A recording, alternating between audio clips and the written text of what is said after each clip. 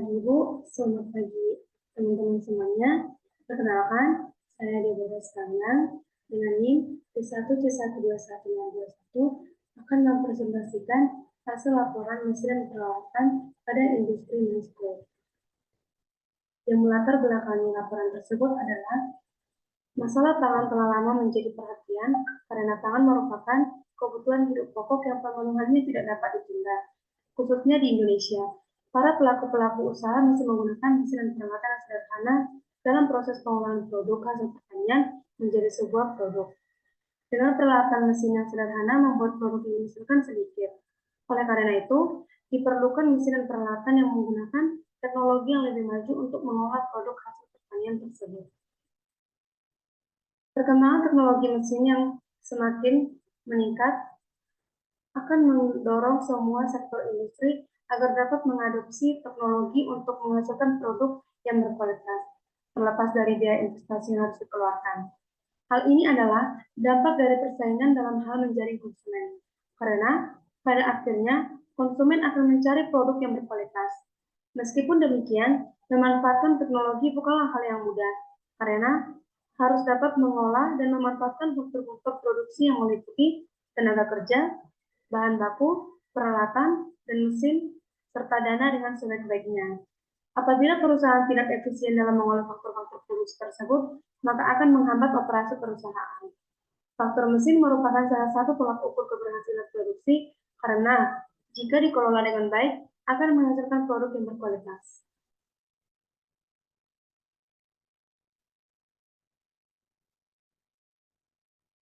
Untuk tujuannya ada 3.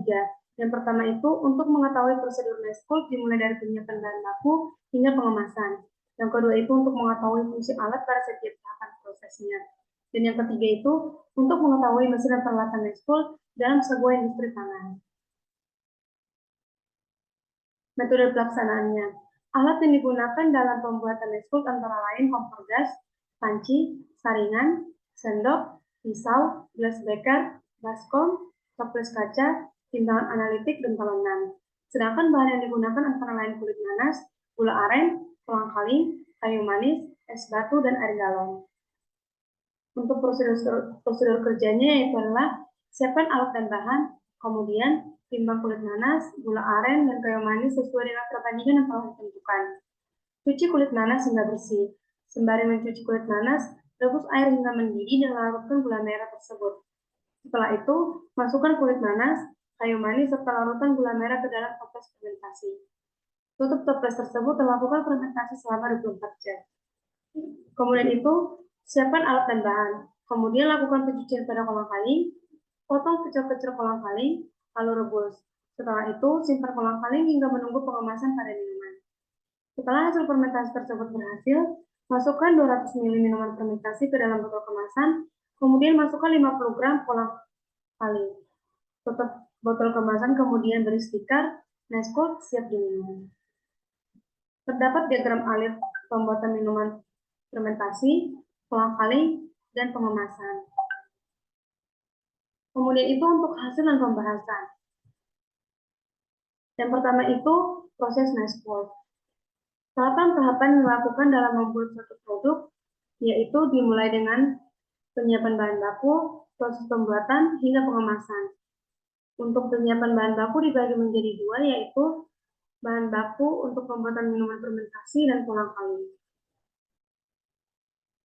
Untuk minuman fermentasi, ada penyiapan bahan baku, yang dimana bahan baku adalah persediaan yang dibeli oleh perusahaan atau industri untuk diproses menjadi barang setengah jadi dan akhirnya barang jadi, atau produk dari akhir perusahaan.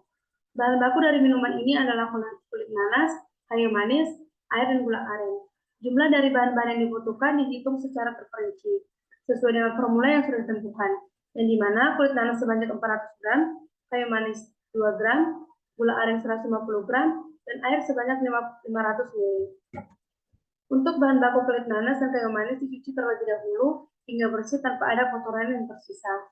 Bahan-bahan yang sudah ditimbang dan dicuci disusun dalam wadah untuk memudahkan dalam pengangkutan saat proses pencampuran.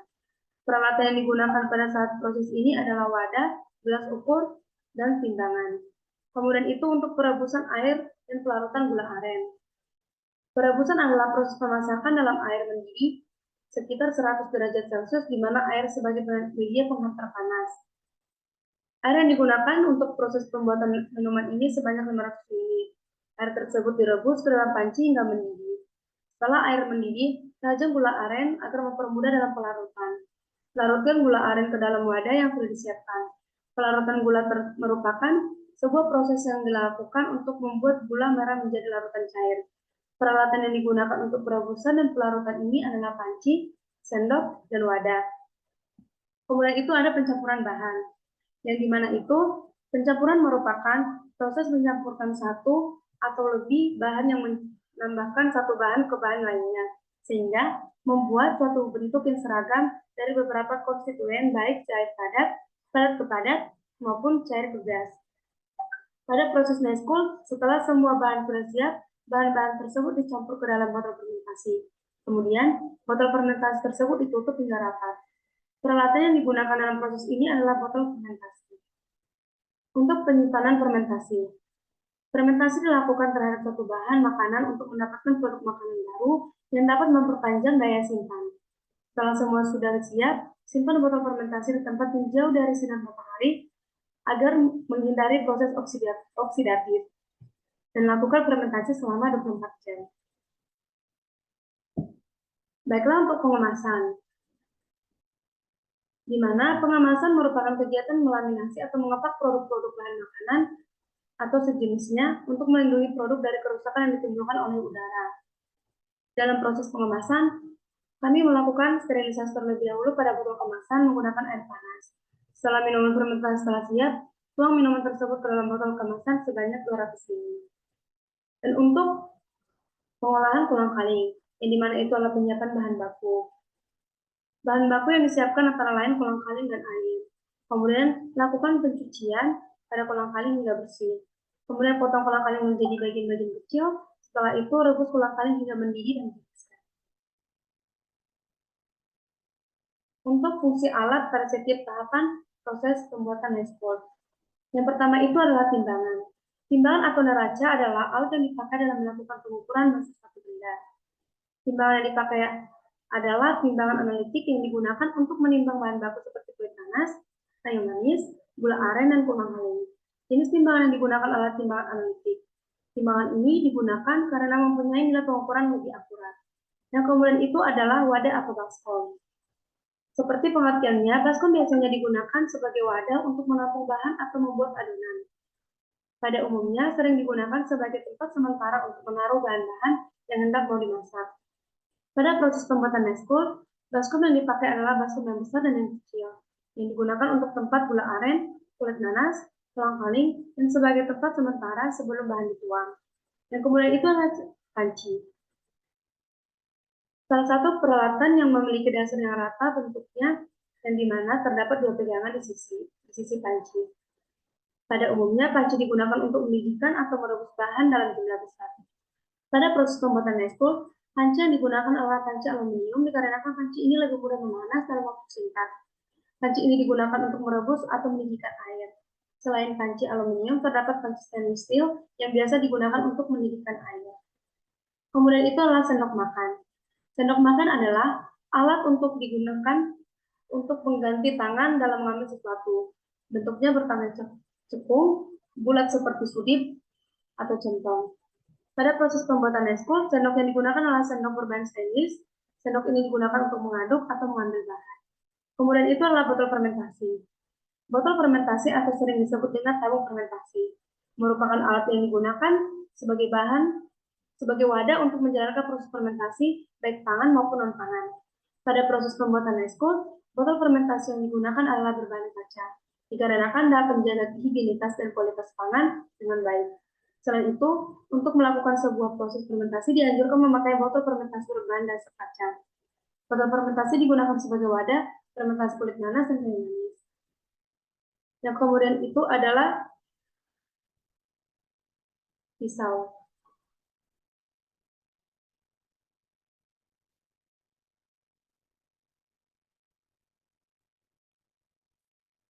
Pisau pada proses pembuatan Neskul, pisau digunakan untuk memperkecil ukuran kolang-kaling, gula merah, dan lain-lain. Pisau yang digunakan berbahan dasar logam putih. Kemudian itu adalah kompor. Kompor adalah perapian untuk memasak yang menggunakan minyak tanah, gas, atau listrik sebagai bahan bakar. Kompor berguna untuk memasak aneka bahan baku hingga menjadi makanan jadi. Pada proses pembuatan eskul, kompor yang digunakan adalah kompor gas dan digunakan sebagai perapian untuk memasak air yang akan digunakan pada fermentasi dan sterilisasi botol kemasan. Kemudian itu adalah talenan. Talenan adalah landasan untuk memotong, mencincang, dan sebagainya terbuat dari papan. Pada proses pembuatan eskul, talenan yang digunakan adalah talenan plastik dan digunakan sebagai alas memperkecil ukuran gula aren dan kolang kaling. Kemudian itu adalah gelas ukur, peralatan laboratorium umum yang digunakan untuk mengukur volume cairan. Pada proses pembuatan eskul, alat ukur digunakan untuk mengukur volume air pada saat pembuatan minuman fermentasi. Kemudian itu adalah cooler box, yang dimana itu cooler box berfungsi sebagai wadah untuk Neskul saat pemasaran produk dengan menambahkan es batu. Hal ini bertujuan supaya produk Neskul tetap dalam suhu rendah atau dingin. Kemudian itu adalah saringan, yang dimana saringan adalah sebuah alat untuk mengeringkan cairan dengan cara meniriskan benda karet dan ditiriskannya. Saringan pada pembuatan Neskul berfungsi untuk menyaring gula aren yang dilarutkan sebelum dimasukkan ke dalam botol fermentasi dan untuk menyaring minuman fermentasi. Kemudian itu ada botol kemasan. Botol kemasan digunakan sebagai wadah produk yang siap untuk dipasarkan. Neskul menggunakan kemasan berbahan dasar kaca yang mana sebelum digunakan, botol perlu lebih dahulu disterilisasikan dengan menggunakan air panas. Terdapat mesin dan peralatan Neskul dalam sebuah industri pangan. Yang pertama itu adalah mesin pencucian atau pembersihan. Dalam kegiatan minuman fermentasi, bahwasannya kulit nanas yang kami gunakan harus melalui proses pembersihan, yaitu dengan cara dicuci hingga bersih menggunakan tangan. Pencucian ini kami lakukan dengan air mengalir.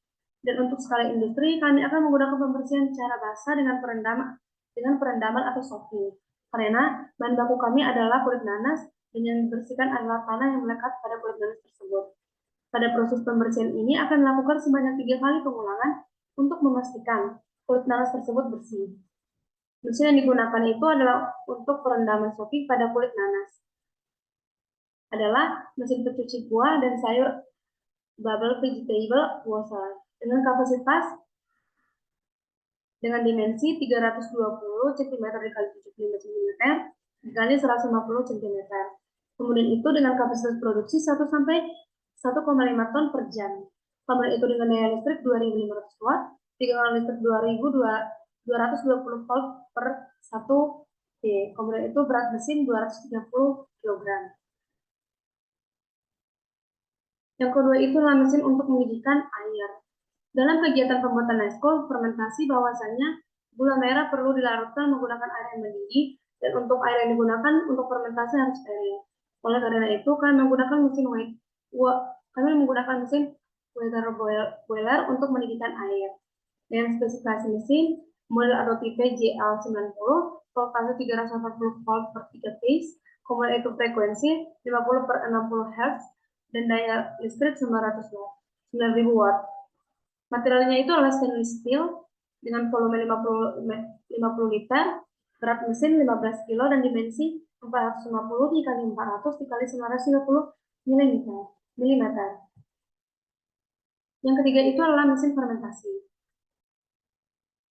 Dan di mana mesin fermentasi berguna untuk mempercepat proses fermentasi.